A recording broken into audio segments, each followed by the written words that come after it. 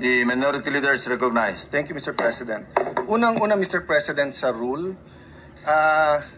verbal lehis. Kapag ka very clear, plain interpretation, clear po yun. You do not interpret. Ang sinabi po sa Rule 6, a witness in contempt may be ordered detained in such a place may be designated by the committee alone. Alone. Ibig sabihin po, yung committee lang. Ano yung with?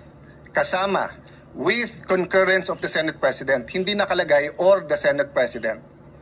So you ask all the lawyers here, they will tell you, ang ibig sabihin nito, pwedeng kumuha ng concurrence or pwedeng hindi. Yun yung or. Hindi po to committee or the Senate President. That's why if you go to the last paragraph, the order may be lifted by the chairman with the concurrence of the Senate President. The Senate President cannot lift ang nakalagay doon with the concurrence. Hindi rin pwedeng yung committee.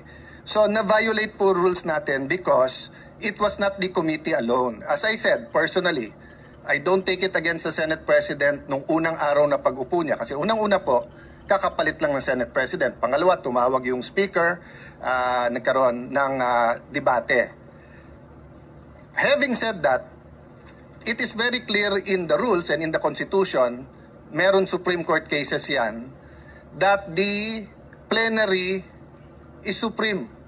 Even the Senate President said, di ba, primus inter pares, he's just the first among equals. Equal tayo lahat. But of course, he represents the Senate.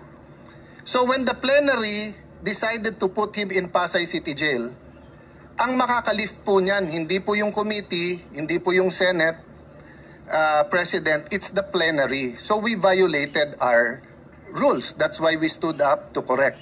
Okay, let me go now to the Witness Protection Program. Let me first mention, I love the humility of the Senate President in the sense na sinabi niyang opinion niya yon, and of course the Constitution guarantees him his opinion. But let us remember, Senator Tito Sotto before Monday gave the opinion of a senator. But after Monday, he's giving the opinion of the Senate President. There's a thin line between the opinion of the Senate President for the Senate and the opinion of Senator Tito Sotto. Both are valid. He always studies. He always knows what he's talking about. But magkaiba po yun eh. Magkaiba yung dinidebate ko siya sa opinion niya at yung opinion ng Senate President bilang Pangulo ng Senado. So for example,